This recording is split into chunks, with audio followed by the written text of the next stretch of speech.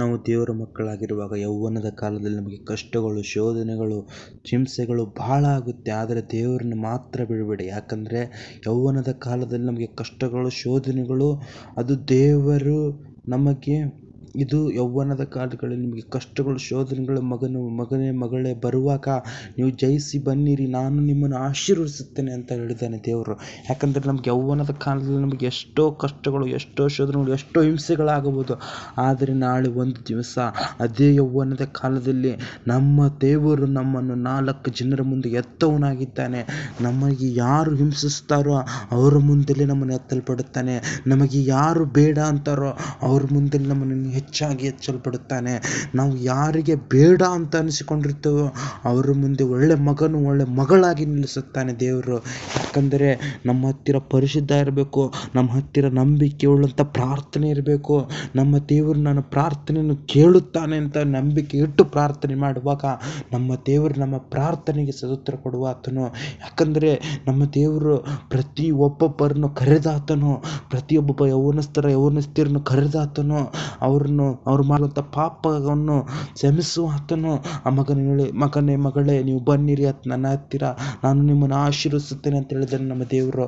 ಹೌದು, ನಾವು ಯೌವನದ ಕಾಲದಲ್ಲಿ ನಮಗೆ ದೇವರು ನಮ್ಮನ್ನು ಆಶೀರ್ವಿಸುತ್ತಾನೆ, ನಮ್ಮ ಪ್ರಾರ್ಥನೆಗೆ ಸದುತ್ತರ ಕೊಡುತ್ತಾನೆ. ನಾವು ಪ್ರಾರ್ಥನೆ ಮಾಡುವಾಗಲಿ, ನಾವು ಆರಾಧನೆ ಮಾಡುವಾಗಲಿ, ನಾವು ವಾಕ್ಯ ಓದುವಾಗಲಿ ನಮ್ಮ ಹತ್ತಿರ ಭಯವಿರಬಾರದು. ನಮ್ಮ ಹತ್ತಿರ ನಮ್ಮ ದೇವರ ನಮ್ಮ ಜೊತೆಯಲ್ಲಿ ಮಾತನಾಡ್ತಾನೆ ಅಂತ ಮುಂದೆ ಬಂದು ಮಾತನಾಡುವಾಗ ನಮ್ಮ ದೇವರು ನಮ್ಮ ಹೃದಯದ ಮೂಲಕ ನಮ್ಮ ದೇವರು ನಮ್ಮ ಹೃದಯದಲ್ಲಿ ಮಾತನಾಡ್ತಾನೆ.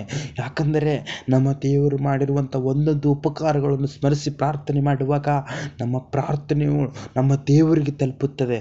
ನಾವು ಪರಲೋಕಕ್ಕೆ ರಾಜ್ಯಕ್ಕೆ ಹೋಗಬೇಕಂದ್ರೆ ಬರೀ ಆರಾಧನೆ ಮಾಡಿದರೆ, ನಾವು ಪ್ರಾರ್ಥನೆ ಮಾಡಿದರೆ ಅಲ್ಲ, ನಮ್ಮ ಮನಸ್ಸು, ನಮ್ಮ ಆತ್ಮ, ನಮ್ಮ ಶರೀರ, ನಮ್ಮ ಗುಣ, ನಮ್ಮ ಪರಿಶುದ್ಧಾತ್ಮ ಶರೀರ, ನಮ್ಮ ಗುಣ ಶುದ್ಧವಾಗಿ ಇದ್ದರೆ ಪರಲೋಕಕ್ಕೆ ಹೋಗಲು ಸಾಧ್ಯ.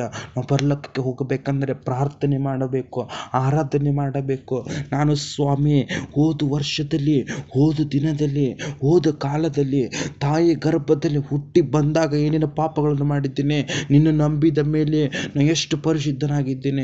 ನಾನು ಮಾಡಿರುವಂಥ ಪಾಪಕ್ಕಾಗಿ ದಿನಾಲೂ ಪ್ರಾರ್ಥಿಸ್ತೇನಪ್ಪ. ನನ್ನ ಪಾಪವನ್ನು ನೀನು ಕ್ಷಮಿಸಪ್ಪ, ನನ್ನನ್ನು ಆಶೀರ್ವದಿಸಪ್ಪ, ನನ್ನನ್ನು ಇನ್ನೂ ಹೆಚ್ಚಾಗಿ ಪ್ರೀತಿಸಪ್ಪ. ನೀ ಇಲ್ಲದೆ ಈ ಲೋಕದಲ್ಲಿ ನಮಗೆ ಯಾರು ಇಲ್ಲ ಕರ್ತನೆ ಅಂತ ಪ್ರೀತಿಸಿ ಆರಾಧನೆ ಮಾಡುವಾಗ ನಮ್ಮ ದೇವರು ನಮ್ಮ ಪ್ರಾರ್ಥನೆಯನ್ನು ಕೇಳಿ ನಮಗೆ ಸದುತ್ತರ ಕೊಡುವ ಆತನು. ಈ ಸಮಯದಲ್ಲಿ ಹೇಳುತ್ತೇನೆ ಮಕ್ಕಳೇ, ಕ್ರಿಸ್ತನ ಮಕ್ಕಳೇ, ಯೌವನಸ್ಥರೇ, ನಮಗೆ ತಂದೆ ತಾಯಿ ಬಂಧು ಬಳಗ ಸ್ನೇಹಿತರು ಕೈ ಬಿಡ್ಬೋದು. ನನ್ನ ಯೇಸು ಸ್ವಾಮಿ ನಮ್ಮನ್ನು ಕೈ ಬಿಡದಾತನು. ಆತನು ನಮ್ಮನ್ನು ಸೃಷ್ಟಿ ಮಾಡಿದಂಥ ಸೃಷ್ಟಿಕರ್ತನು. ಆತನು ನಮ್ಮನ್ನು ಕೈ ಹಿಡಿದು ನಡೆಸುವ ಆತನು.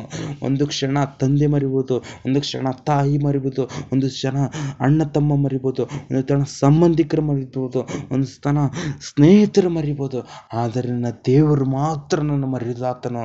ಯಾಕಂದರೆ ಆತನ ಮಗನು, ಆತನ ಮಗಳಾಗಿರುವಾಗ ನಮ್ಮ ಪರಿಶುದ್ಧ ಎಷ್ಟು ಪರಿಶುದ್ಧರಾಗಿರುತ್ತೇವೋ ಅಷ್ಟು ನಾವು ದೇವರಿಗೆ ಹತ್ತರಾಗುತ್ತೇವೆ, ಅಷ್ಟು ದೇವರನ್ನು ನಾವು ಹೆಚ್ಚಾಗಿ ಪ್ರೀತಿಸುವಂಥ ಮಕ್ಕಳಾಗುತ್ತೇವೆ.